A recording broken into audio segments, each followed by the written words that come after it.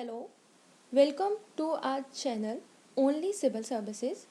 तो आपने सबने अभी न्यूज़ में देखा होगा कि हमारे इंडिया ने बहुत सारी फ़्लाइट्स जो हैं वो यूके के साथ सस्पेंड कर दी गई हैं। इवन बहुत सारी कंट्रीज़ ने यूके के साथ फ़्लाइट्स को सस्पेंड कर दिया है कोरोना वायरस की वजह से। तो बहुत पहले से कोरोना चल रहा है। जैसे आपने देखा था फर्स्ट लॉकडाउन जो हुआ था वो 22 मार्च 2020 को हुआ था। लेकिन फिर से अब दोबारा से क्यों सारी फ़्लाइट्स को सस्पेंड कर दिया गया है, उसका रीज़न है new variant of covid strain. जो एक म्यूटेशन हुई है कोविड-19 के स्ट्रेन में, उसके बाद जो नया वेरिएंट आया है उसकी वजह से सारी फ़्लाइट्स को सस्पेंड कर दिया गया है। तो हम लोग इसके बारे में पूरा जानेंगे, लेकिन उससे पहले जो भी हमारे चैनल को फर्स्ट टाइम देख रहा है वो प्लीज़ सब्सक्राइब करें और बेल आइकन को प्रेस करें ताकि आपको जो भी नई वीडियो आएगी उसका नोटिफिकेशन आपको साथ ही साथ मिलता रहे। तो अब हम लोग देखते हैं कि क्यों हम लोग अभी ये ऐसा हो रहा है कि सारी फ़्लाइट्स को सस्पेंड कर दिया गया है। तो कोविड-19 का न्यू स्ट्रेन, अभी जैसे मैंने आपको बताया है कि यूके के साथ जो हमारी सारी फ़्लाइट्स हैं वो 31 दिसंबर तक सस्पेंड कर दी गई हैं न्यू वेरिएंट की वजह से। तो अब हम लोग जानते हैं कि ये न्यू वेरिएंट जो है कोविड-19 का वो क्या है। सबसे पहले तो आप देखिए कि इसका नाम क्या है। इसको नाम दिया गया है VUI 2020-12-01। अब ये VUI क्या है, तो ये आपका फर्स्ट वेरिएंट अंडर इन्वेस्टिगेशन। क्या है कि जो फर्स्ट वेरिएंट अभी लिया गया है इन्वेस्टिगेशन में, उसी को नाम दिया है VUI। और इसको जो इन्वेस्टिगेशन के अंदर लिया है दिसंबर में। अब इसमें 17 चेंजेस हुई हैं। जो आपका कोरोना वायरस है उसमें जो म्यूटेशन जो बार बार आप देख रहे हैं कि म्यूटेट कर रहा है, तो उसमें 17 चेंजेस हुई हैं, जिसके बाद ये जो नया वेरिएंट है उसको नाम दिया गया है। अब इसको दूसरा नाम दिया गया है V117 लिनेज। ये आपके दो नाम जो नया आपका वेरिएंट है उसको दिए गए हैं। तो अभी ये वेरिएंट जो आया है ये क्यों आया है, क्यों म्यूटेशन, किस तरह से म्यूटेशन हो रही है। पहले तो आपका जो नोवल कोरोना वायरस है उसमें टाइम बाय टाइम जो है म्यूटेशंस होती रहती हैं। तो मल्टीपल म्यूटेशंस की वजह से भी जो आपका स्पाइक प्रोटीन है नोवल कोरोना वायरस का, उसमें म्यूटेशंस हो रही हैं। और सेकंड आपका जो आरएनए वायरस है, आपने देखा होगा कि जो कोरोना वायरस है वो एक आरएनए वायरस है, तो उसमें भी बार बार जीनोमिक जो रीज़न है उसका, उसमें म्यूटेशंस हो रही हैं। तो अभी जो साइंटिस्ट और रिसर्चर्स, क्योंकि इस पे इन्वेस्टिगेशन स्टिल अभी चल रही है, लेकिन जितनी इन्वेस्टिगेशन हुई है उसके अकॉर्डिंग ये जो प्रीवियसली जो हमारा सर्कुलेट हो रहे थे उससे ज़्यादा ट्रांसमिसेबल है। यानी कि ये आपका जो है वो ज़्यादा ट्रांसमिट हो रहा है एक पर्सन से दूसरे पर्सन में।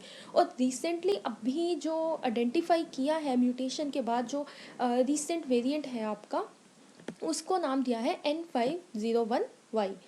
ये जो है ये क्या करता है, आपका जो ACE2 रिसेप्टर है, हम इस पे भी वीडियो बनाएंगे। जो आपका ACE2 रिसेप्टर है जो एक ह्यूमन सेल में एक की प्रोटीन है, उसके साथ ये म्यूटेट कर जाता है, उसके साथ स्टिक कर जाता है। तो उससे क्या होगा कि अब ये तो क्लियर इंडिकेशंस है कि ये अल्टर कर देगा उसको, ये उसको मॉडिफाई कर देगा। तो इससे क्या होगा कि इन्फेक्शन जो है वो ज़्यादा होगी, और ये ज़्यादा अगर ट्रांसमिट होगा तो ज़्यादा हो सकता है। अभी तक क्या हुआ है कि 30 दिसंबर तक 1100 केसेस आए हैं, जो कि अभी के लिए ज़्यादा नहीं है, लेकिन ये ज़्यादा ट्रांसमिट हो रहा है तो केसेस बहुत जल्दी बढ़ सकते हैं।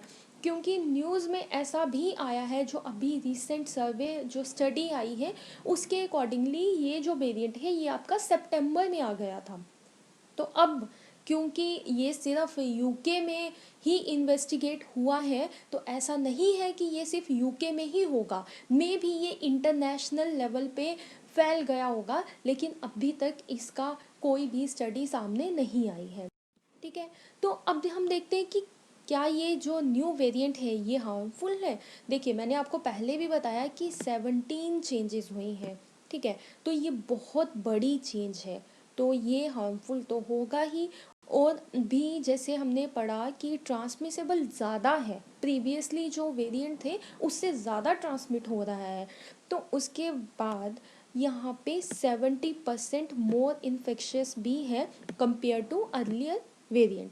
तो अब आप देखिए कि अगर 70% मोर इन्फेक्शियस है अर्लियर वेरिएंट से, तो आप देख सकते हैं कि कोरोना वायरस जो मार्च 2020 से आया है वो कितना ज़्यादा डेंजरस था, उससे कितनी ज़्यादा जो मोर्टेलिटी रेट उसका कितना हाई था और कितनी डेथ हो रही थी।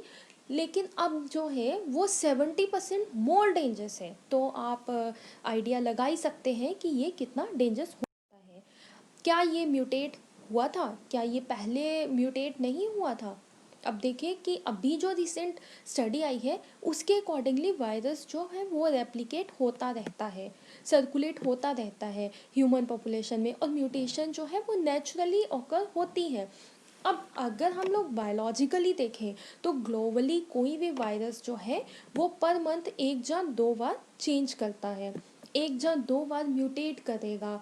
तो इससे क्या होगा कि आपको जब मंथ में 2 बार म्यूटेट हो रहा है, तो आप देख सकते हैं कि अभी जो वैक्सीन आएगी वो जो करंट वेरिएंट है उस पे अगर बन रही है तो 1 या 2 म्यूटेशन आती हैं तो वो उसको जल्दी से डिस्कवर किया जा सकता है।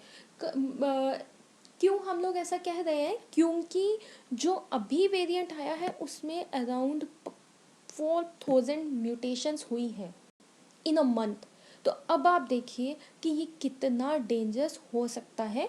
और ये जो वेरिएंट अभी मिला है एक DG614G जो स्पेनिश फॉर्म वर्कर्स में, और दूसरा है 20A EUI जो यूरोप में समर में। तो इसके अकॉर्डिंगली आप देखिए कि जब 4000 म्यूटेशंस हुई हैं तो ये कितना डेंजरस हो सकता है, ठीक है? तो अगर इस तरह की वीडियोस आपको और भी चाहिए तो please subscribe our channel only civil services. Thank you.